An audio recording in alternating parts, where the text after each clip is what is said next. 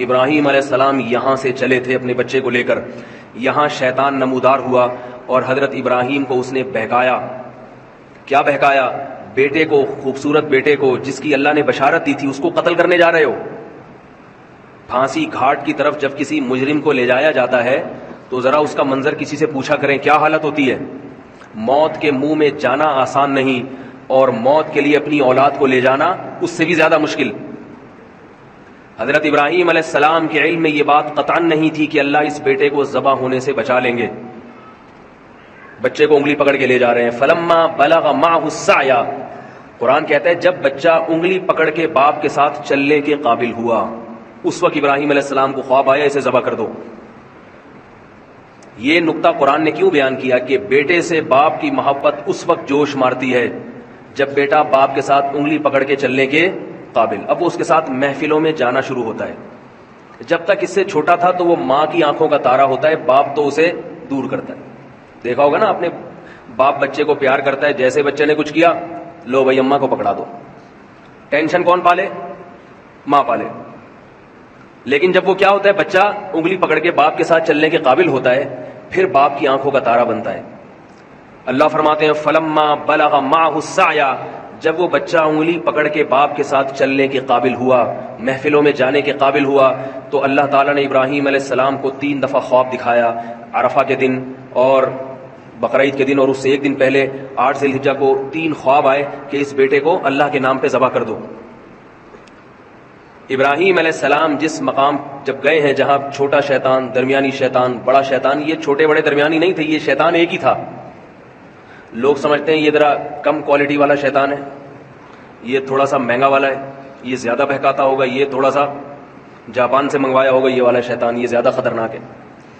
یہاں 2 غلط فہمیاں ہیں، ان کا ازالہ کر دینا چاہیے. ایک تو یہ کہ چھوٹا بڑا شیطان صرف ایک علامت کے طور پہ، کیونکہ وہ تینوں ایک ہی جیسے ہیں تو خلط ملط نہ ہو جائے، یہ اس لیے بیان کیا جاتا ہے. دوسری بات یہ کہ وہاں شیطان عملی طور پر موجود نہیں ہے، وہ پتھر ہے جو تبدیل ہوتا رہتا ہے، وہ ایک نشانی ہے پتھر کی یہاں تھا شیطان، تاکہ رمی کرنے میں آسانی ہو. لوگ اس پتھر ہی کو شیطان سمجھنا شروع کر دیتے ہیں. سمجھ رہے ہیں بات کو؟ لوگ کیا کرتے ہیں، لوگ سمجھتے ہیں کہ یہ پتھر جو ہے نا یہی شیطان ہے. وہ شیطان نہیں ہے پتھر، بلکہ وہاں شیطان نمودار ہوا تھا حضرت ابراہیم علیہ الصلوۃ والسلام کو بہکانے کے لیے. حضرت ابراہیم نے شیطان کو کنکریاں ماری، کنکریاں. دوبارہ نمودار ہوا، دوبارہ کنکری ماری. تیسری دفعہ نمودار ہوا، تیسری دفعہ کنکری ماری، اور مینا میں اپنے بیٹے کو لے جا کے لٹا دیا. فلما اسلما وتلہ للجبین، فرمایا جب دونوں باپ اور بیٹے فرما بردار بن گئے اللہ کے حکم کے سامنے اور لٹا دیا پیشانی کے بل، اللہ تعالیٰ کی طرف سے وحی آئی وفدیناہ بذبح عظیم قد صدقت الرؤیا. ابراہیم تو نے اپنے خواب کو سچا کر دکھایا، اللہ کو تجھ سے تیرا بیٹا ذبح نہیں کروانا، اس بیٹے کی نسل میں تو محمد صلی اللہ علیہ وسلم نے پیدا ہونا ہے، یہ کیسے ذبح ہو سکتا ہے؟ یہ بیٹا ذبح نہیں ہو سکتا، یہ تو دعاؤں سے آپ کو دیا گیا ہے. ابراہیم علیہ السلام نے بیت اللہ کی تعمیر کے وقت دعا مانگی تھی کہ میری نسل میں ایسے پیغمبر کو پیدا کر یتلو علیہم آیاتک ویعلمہم الکتاب والحکمہ، جو تیری آیات ان کو پڑھ کے سنائے اور کتاب و حکمت کی ان کو تعلیم دے.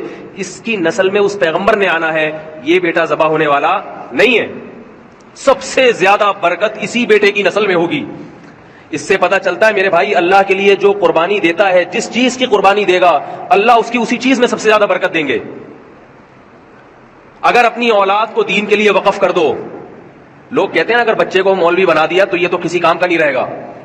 اپنے کسی بیٹے کو دین کے لیے وقف کر کے دیکھو، سب سے زیادہ برکت تمہاری اسی اولاد میں ہوگی، سب سے زیادہ برکت.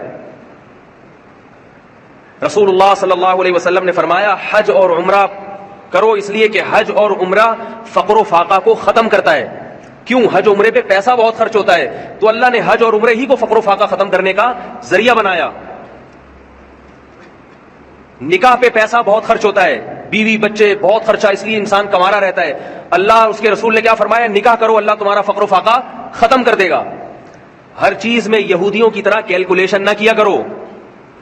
ہر بات میں آج کا مسلمان کیلکولیٹر لے کے بیٹھا رہتا ہے، اتنی تنخواہ ہے، اتنے بچے، ایک اور آ گیا تو ایسا ہو جائے گا، ایک حج کر لیا تو یوں ہو جائے گا، بس وہ کیلکولیشن میں لگا رہتا ہے. لاتو کی فیوکا علیک. رسول اللہ صلی اللہ علیہ وسلم نے حضرت عائشہ سے کیا فرمایا؟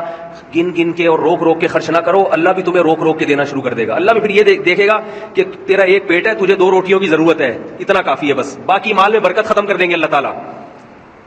اگر مال دیا بیماریوں میں اڑوا دیں گے. 10 لاکھ تنخواہ ہے اور 9 لاکھ اس میں سے بیماریوں پہ جا رہا ہے، بچوں کی فیسوں پہ جا رہا ہے. کیا فائدہ ایسی زندگی کا میرے بھائی؟